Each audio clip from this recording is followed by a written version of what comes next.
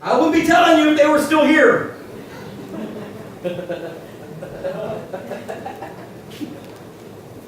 But listen, that's the way they use God. Is that they only use Him when He needs something. The only time they'll come to church is when they're in hardship. The only time that they go to prayer is when things are low for them. The only time that they speak to Him is when things are bad. But God is looking for more than that. Sure, He'll come to your rescue. Once a moment you say, all right, it's time that you're going to go face it. He'll come out there and He'll fight there, but He wants that relationship with you. Why is David a man after God's own heart? And because he set up the temple or the tabernacle around the Ark of the Covenant so that praises would be sang unto Him 24 hours a day. He's the one that said, His praises shall continually be in my mouth. I've got to speak to Him. I've got to be in His presence. I've got to be where He is. That's the reason why He's a man after God's own heart. It's because He desired more of a relationship than just a conqueror. You see, we want to conquer, but we don't want a relationship. I told you that the church is filled with spiritual concubines.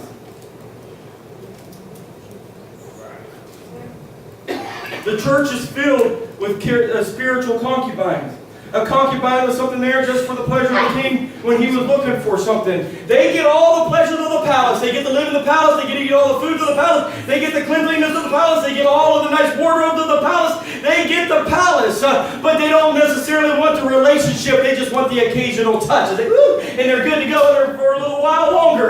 But I'm telling you, God is not looking for a concubine. He is looking for a queen. He is not looking for a concubine. He is looking for a bride. He is saying, I'm coming. The bridegroom coming. Are you thinking ready for that day? We're all good to go as long as He keeps. My wife and I was trying to pickpocket her. You never know. My wife and I were in a bad need one day. We're just down to our last little bit of money, and it was Sunday. I ain't paid till Thursday, and it was Sunday, and we were on our last couple bucks, and she looked down at me and said, "Hey, Robert, look, Saturday night," and she said, "Reach into my purse and throw that last $2 in the plate." I'm like, "You've got to be kidding me! You have lost your mind!" And reaching there and threw it in the plate. Begrudgingly. And she looked at me before I said it, and I was like, before I did, but God will supply.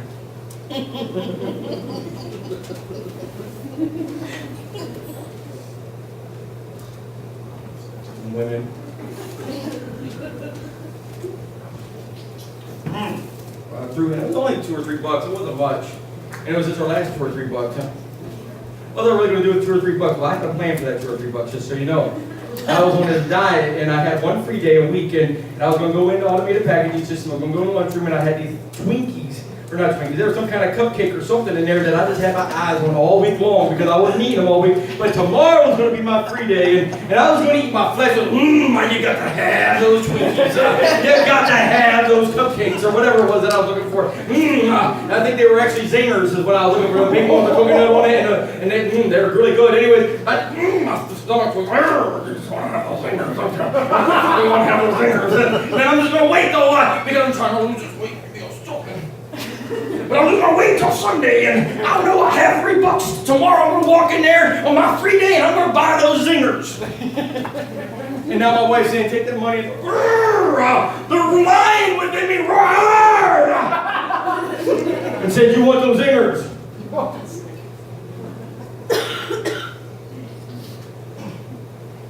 I threw it in there. And you guys heard this story before. I don't know if I told you about the zingers or not, but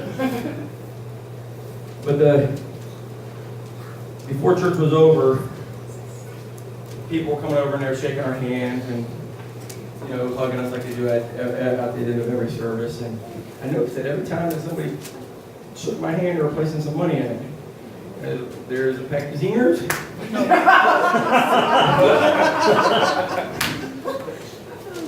There's a Big Mac. I'm going to have a good free day.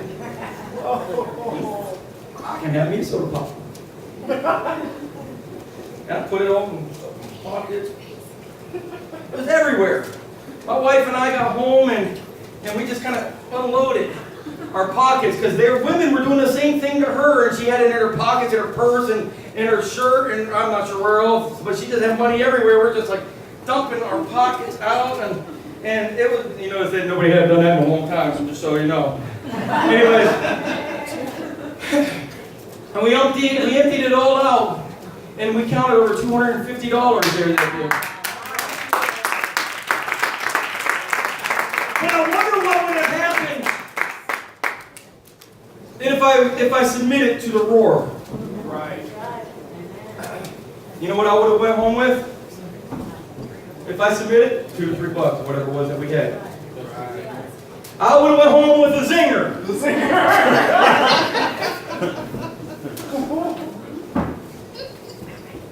And I wouldn't have this testimony nearly 20 years later.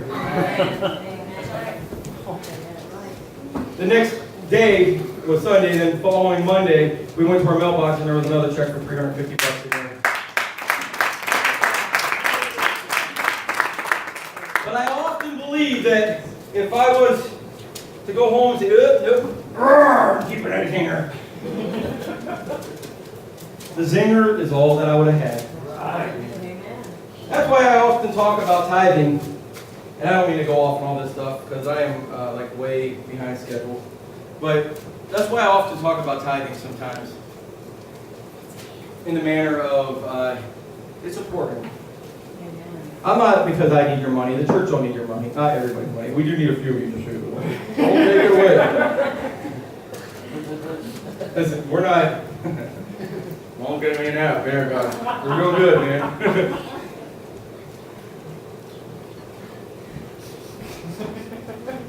Almost stepping down with this rain. Anyways, but God doesn't need your money. I'm just telling you that. Right. But what I'm telling you is this. Is that if I refuse to give, whatever your 10%, you walk away with 10% if you don't give. So on most weeks I pay every week. Some weeks that April gets paid, she gets paid every other week.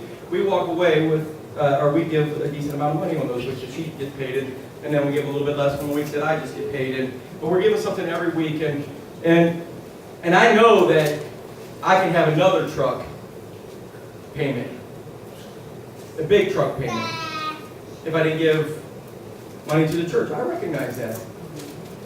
But that's all I would have. You understand what I'm saying? That's all that I would have.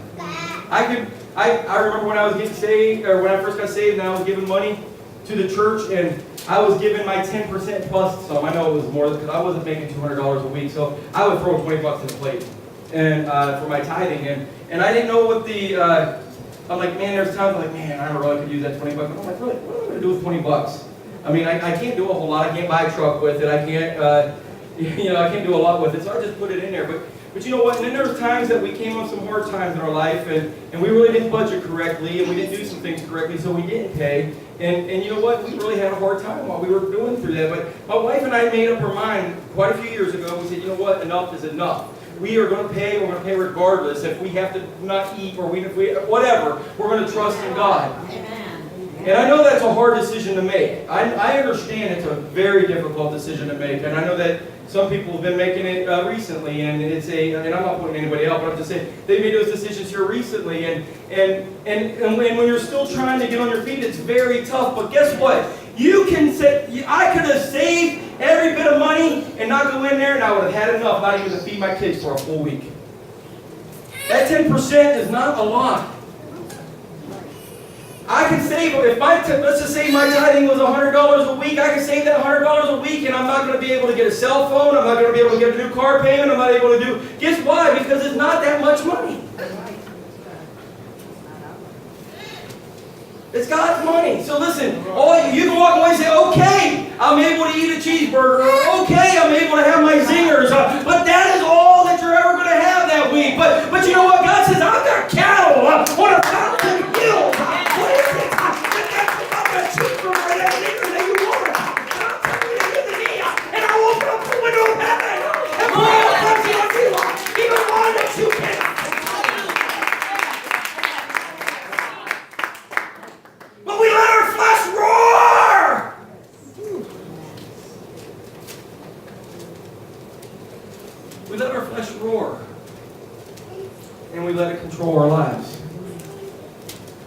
don't have any of that stuff in my notes. I didn't mean to speak on that, but I honestly think it's placed a moment just like this. God had intended it because, listen, if we think about it realistically, I don't want just a new truck. I don't. I'd love to have a new truck, but if that's all I'm ever going to have, I don't want it. I recognize I can have a big old diesel, full size, 1-ton pickup truck. Walk in here. When those people look at me, I got this big truck. I get down and I have to get on the ladder to get out of that thing. You know you want it. Anyway, these too old to climb out of that thing anymore. But that's not, if that's all I'm ever going to have, I don't want it. You see, there's a bigger picture out there that I want to have. I am laying up not for the now, but I'm laying up for the tomorrow, or I'm laying up for up in the heavens. But even at that, I'm laying up for you on this earth. You need to understand something. This pastor doesn't want to work too long. This pastor doesn't want to work at that job too long. This pastor wants to do this all the time, and I'm believing God. One day you're going to make a way. I'm going to get to you and your sword something out of head for me, so that I can walk into the fullness of what you told me to do. I will not be in bondage to my flesh. I will not be in bondage to that beast. I will rise. I will go to the valley of Ephraim. I will wait for your call. I'll wait for that rumbling in the mulberry tree. I'm waiting for your cue, God. I'm waiting for your cue. Too many people. This time he told them not to go up, but I want you to do something to circle around them. A little bit different than what David always done, but David was willing to hear and do what God was telling him to do. Do you want me to go up? I said, no. Well, that's a little bit different. Sometimes what he's asking you to do is a little bit different. But you got to be willing to know that you cannot continue down the pathway if God is not with you. You have to wait for the rumbling or the rustling of the mulberry trees. You have to wait for his cue to say, now's the time to attack. Now's the time to arise. I am with you always, and I will fight. Too many times we just want to do this thing on our own. As the music comes. I don't know where I'm at. I don't need to go up there. Too many times we want to do this thing on our own.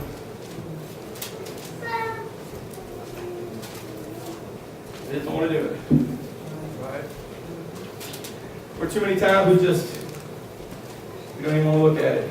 We just leave that Dr. Bill in the envelope. I'm not even going to look at it.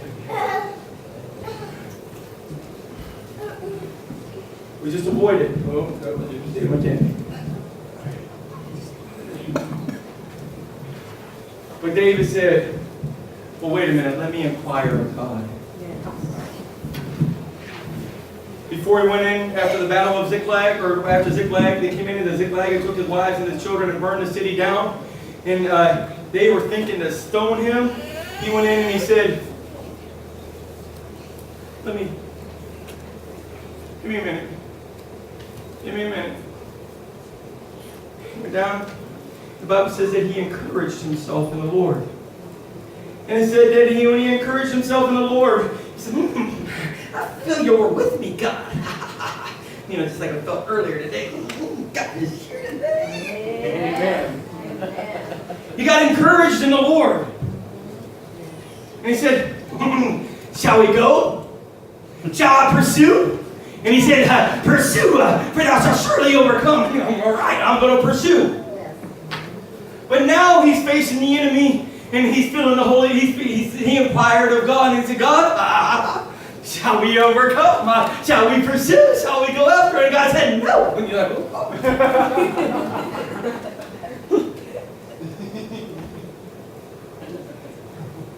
Well, what do you want me to do? What do you want me to do?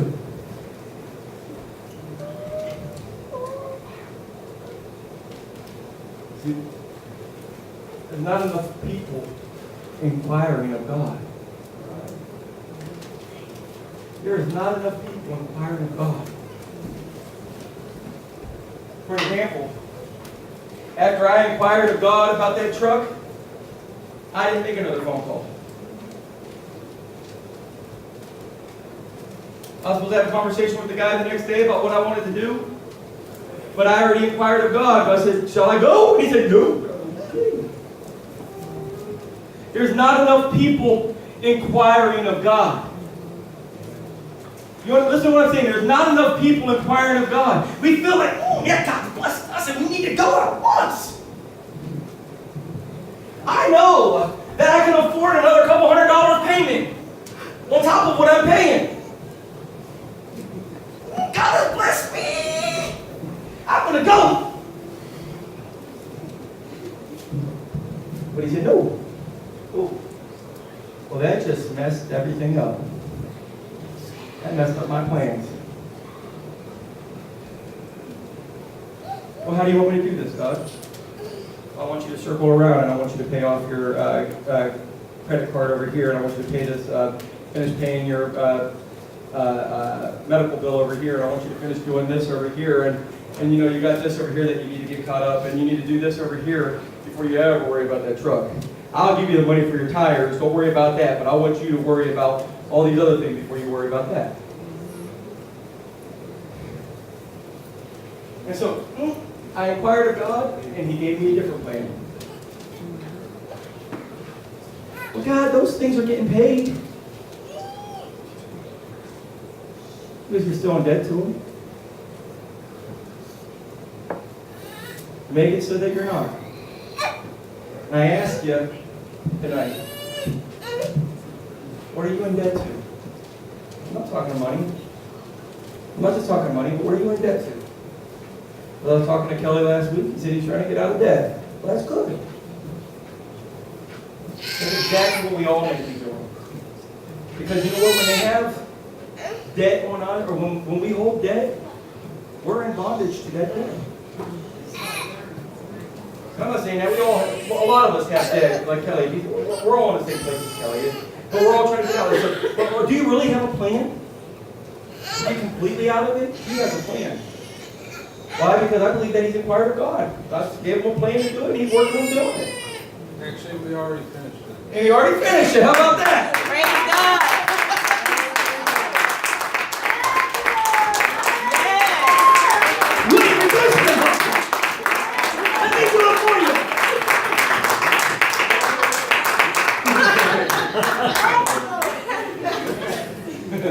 I'm telling you, Kelly, you can't. He does it better. Thank you, Jesus. That's awesome. Had a plan. He inquired of God. God spoke to him. I believe that God put it in his heart. Because these things will have rule over you. It'll mess with your. I'm not just talking about money, but there's other things that rule over us too. The lust of the flesh, it just. But you need to inquire of God. Inquire of God. And look for His plan. I told you at the beginning of the year that this year is going to be different for me because I'm going to plan that differently. I'm going to plan. But I'm not planning alone. I'm going to inquire of God. Amen. How do you want me to do this, God? If you want me out, tell me how to get out. I've told God about 1 week, exactly 1 week. It might have been just earlier that week. Actually, I think it was. I said, God, I know one day you're going to want me to go out full-time in the ministry. I just don't know when that day is. I said, but here's what I'll do. I'll be willing to do it if you just take away my car payments. Don't take away my cars, just take away so that I'm completely out of debt with my car payments. And then just 3 days later, I'm looking at this nice ruby red Ford F-150 with all the gadgets and prettinesses and then $47,000 sticker, and I'm like, I got to have it. And I'm like, let's have it. Wait, we're going to have it. We're going to eat it. This flesh is saying, I got to have it.